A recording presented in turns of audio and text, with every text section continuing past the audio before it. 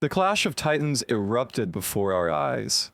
No one could have predicted the explosive showdown about to unfold. As I stood in the press room of the White House, the atmosphere was electric with tension and anticipation. President Donald Trump strode confidently toward the podium, his presence commanding every eye in the packed room. The flashing of cameras created a staccato symphony of light that danced across the walls, while murmurs of excitement and apprehension rippled through the assembled journalists. I watched as the president, with a half smirk and a glint of mischief in his eyes, acknowledged the crowd with a curt, "Let's get on with it. I know you always have the most truthful news."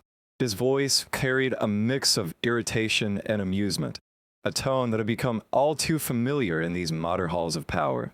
Among the sea of reporters was John Miller from CNN, a man whose reputation for hard-hitting questions and fiery debates with the president preceded him. Miller's hand shot up, a determined spark lighting his eyes as he prepared to launch his first salvo. The room fell into a momentary hush, as if time itself had paused, waiting for the collision of words that was sure to follow. I could feel the collective heartbeat of the audience, each journalist poised for the verbal fireworks that would soon ignite. The tension was palpable. This wasn't just another press briefing. It was the moment when truths would be challenged, narratives clashed, and the very nature of accountability would be put on trial. In a deliberate pause, Trump scanned the room and fixed his gaze on Miller. His tone was biting as he quipped, "We all know you never miss a chance to stir things up, do we?" The remark, laced with sarcasm, was met with a ripple of laughter and a few knowing nods. Yet, beneath the levity, there was an unmistakable edge of seriousness. The president's words hinted at deeper conflicts, a struggle between power and scrutiny, control and transparency. Miller, undeterred by the jibe, leaned forward into the microphone. His voice, steady and resolute, cut through the ambient buzz of the room. "Mr. President, can you explain why your administration continues to withhold documents related to the recent investigation?" he demanded, his tone both challenging and determined. In that split second, the press room transformed into an arena of verbal combat, where every word carried the weight of public scrutiny and political consequence. I could almost feel the intensity crackling in the air as the inevitable duel of words began to take shape. Every journalist in that room was a silent witness to history in the making, a moment when the boundaries between power and accountability blurred in a spectacle of confrontation. The stage was set for a showdown that promised to reveal more than just political posturing. It was about the clash of ideals and the very essence of truth in modern governance. As I scribbled notes furiously, the scene before me unfolded like a carefully choreographed drama, each actor playing their part with both precision and unpredictability. In that charged moment, it was clear that this press conference was not merely an event. It was a battleground where the future of public discourse would be fiercely contested, one question at a time. The sparks flew the moment John Miller gripped his microphone like a battle axe, his eyes fixed with unwavering determination as he prepared to launch what would be a seismic first attack. The charged atmosphere in the press room was already heavy with anticipation from the earlier explosive remarks, but nothing could have prepared us for what was about to unfold. I watched, heart pounding, as Miller's voice sliced through the murmurs of the crowd, clear and resolute. "Mr. President, can you explain why your administration is withholding documents related to the recent investigation?" This question reverberated off the walls of the White House chamber, each syllable dripping with a challenge not just to the president, but to the very foundation of accountability. The tension was palpable. Every eye in a room, every pair of ears tuned in, knew that this was more than a routine inquiry. It was a call for truth in an era marked by evasions and deflections. In an almost rehearsed display of unflappable confidence, President Trump's lips curled into a smirk. With a swift, practiced motion, he adjusted his tie, his eyes glinting with a mix of mischief and authority as he prepared his retort. "First of all," he drawled, his tone both dismissive and defiant, "we are not withholding anything. A murmur ran through the room like a wave, but the president wasn't finished. In second, he continued, voice rising slightly as he let his sarcasm sharpen the air. Your channel hides more than anyone else ever could. Where's your report on the so-called fake news about me? The president's words were delivered with such casual bravado that for a split second, the press room seemed to split in two. Those who burst into amused laughter at the unexpected jab, and those who bristled at the blatant dismissal of serious inquiry. Amid the audible ripple of chuckles and whispered asides, Miller's expression remained unyielding. His eyes, burning with the desire to expose what he saw as a pattern of obfuscation, met the president's with quiet defiance. Before Miller could mount a further challenge, Trump's hand shot up, instantly quelling any attempt to interject. Hold on. Let me finish, he interjected sharply, his voice resonating with authority that left little room for interruption. With a subtle, almost mocking tilt of his head, he added, I've always thought that CNN should change its slogan to something like, we never get it wrong, we just always lie. At this, the room erupted once more, a cacophony of varied responses that danced between suppressed laughter and murmured disapproval. Some journalists exchanged knowing glances, others scribbled notes furiously, and a few even allowed themselves a small smile at the audacity of the remark. Yet, amid the reaction, it was clear that the exchange was more than mere banter. It was a deliberate provocation designed to undermine the credibility of the press and assert the president's dominance. I could feel the gravity of the moment intensify. It wasn't just a clash of words. It was a battle for narrative control, a struggle in which every sentence, every pause, carried the weight of political consequence. Miller, his resolve seemingly hardened by the president's cutting remark, prepared to press further. His determined eyes spoke volumes, a promise that he would not let the president's diversionary tactics go unanswered. The energy in the room shifted yet again as the duel of words escalated. Every journalist present sensed that this confrontation, charged with equal parts bravado and biting humor, would set the tone for what was to come. The collision of opinions, the interplay of snappy retorts and pointed questions, was not just an isolated moment of media sparring. It was a microcosm of the ongoing struggle between those in power and those tasked with holding that power to account. In that electrified instant, the stakes were unmistakably high. The exchange was no longer just about a single document or a fleeting scandal. It was about the very essence of truth in a modern democracy. As the president's smirk lingered and the echoes of his jibe faded into the charged silence, I knew we were witnessing a defining moment, one that would be dissected and debated for years to come, encapsulating the fierce and unyielding battle between authority and accountability in the corridors of power. Every eye in the room was fixed, every mind alert, as this high-stakes contest of words prepared to surge forward, promising that the fight for truth was far from over. The battle for truth ignited when John Miller's voice cut through the din of the press room like a siren of accountability. I could feel the raw intensity surge in the air as Miller, his grip tightening on a microphone, leveled his gaze at the president with unyielding determination. You consistently attack the press, yet you dodge the hard questions, he declared, his tone rising with conviction. People deserve to know the truth, not just the spin of your administration. His words rang out clear and forceful, each syllable a challenge to the very fabric of the spectacle that had come to define these briefings. The atmosphere was electric. Every reporter in the room, every flashing camera, was attuned to the gravity of this moment. As I watched from the back, my pulse quickened, knowing that history was being written in real time. Miller's challenge wasn't merely a question. It was an invocation of the ideals that underlie a free society. His call for truth was a rallying cry against the evasions and theatrics that had, for too long, obscured accountability. For a heartbeat, silence reigned. Then, with trademark bravado, President Trump leaned forward into the microphone. Truth, he scoffed, his voice dripping with dismissive irony. You speak of truth as if it was something tangible, like a commodity you can purchase. But truth on CNN is as incompatible with me as a vegan diet. His quip, delivered with a sly smirk, sparked a cascade of reactions. Some reporters chuckled nervously, while others exchanged disapproving glances. Undeterred, Miller's eyes blazed as he responded. This isn't about diets or catchy slogans.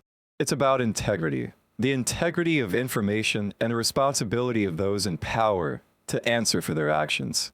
His words were measured yet fierce, cutting through the manufactured levity with the precision of a seasoned journalist. In that charged moment, the press room transformed into a crucible where the ideals of truth and accountability were being fiercely tested. Every corner of the room seemed to vibrate with the intensity of their exchange. Pens scratched furiously on notepads, and every breath held the promise of revelation. The debate was no longer a mere exchange of barbed comments. It was a symbolic collision between the relentless pursuit of factual accountability and the artful deflection of power. Miller's passionate plea for honesty resonated with everyone present, a stark reminder that the press is the watchdog of democracy, tasked with piercing through the veil of obfuscation. As Trump's dismissive retort faded into the charged silence, the air practically shimmered with the unspoken promise of further confrontation. The president's attempt to belittle the seriousness of the inquiry only underscored the high stakes of this moment. A battle not just for narrative control, but for the very soul of modern journalism. In that crucible of clashing ideals, the press room became a theater where truth was both the script and the prize. Every word exchanged, every pause laden with meaning, affirmed that this was a fight for the heart of public discourse. Miller's steadfast determination shone through as he pressed on, embodying the enduring spirit of inquiry against a backdrop of political grandstanding. In that heated crucible, it became abundantly clear that while power may attempt to silence dissent with humor and diversion, the clarion call for truth would not be so easily ignored. The contest had only just begun, and the echo of Miller's words promised that the pursuit of genuine accountability would continue to resonate. Long after the cameras had dimmed and the echoes of this fierce debate had faded into history.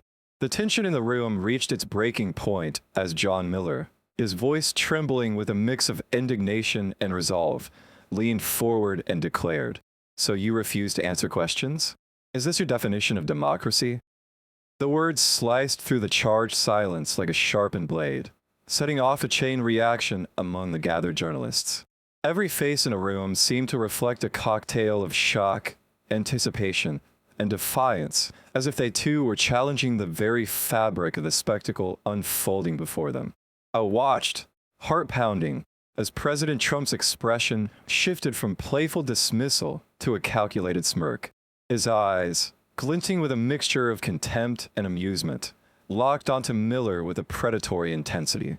"Young man," he drawled coolly, his tone dripping with condescension. "Democracy means that people have a choice. Your channel, however, refuses to offer any choice because it only shows one side.